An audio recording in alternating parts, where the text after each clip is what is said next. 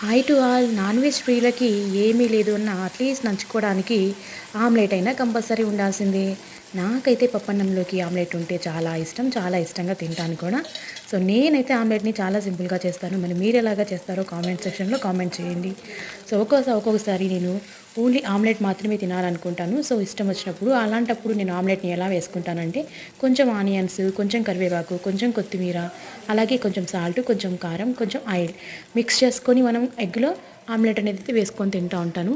So చాలామంది ఏంటంటే omelette వేసేటప్పుడు కారం అనేది ఉండలు కడుతుందంటారు. అలా కట్టకుండా ఉండాలంటే మనము ముందుగానే ఆయిల్‌లో సాల్ట్, కొంచెం కారం అనేది కలుపుకోవడం వల్ల అది బాగా మిక్స్ అయిపోతుంది. ఆ తర్వాత మనం ఎగ్ దాన్ని పగలగొట్టి వేసుకుంటే సో మనకెప్పుడు కూడా కారం అనేది ఉండలు ఉండలుగా రాకుండా ఆమ్లెట్ చాలా బాగా టేస్టీగా ఉంటుంది.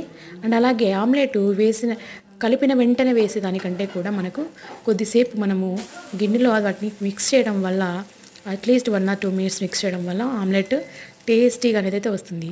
సో చూడండి, వీడియో నచ్చితే లైక్ చేయండి, షేర్ చేయండి, సబ్స్క్రైబ్ చేయండి. Thank you.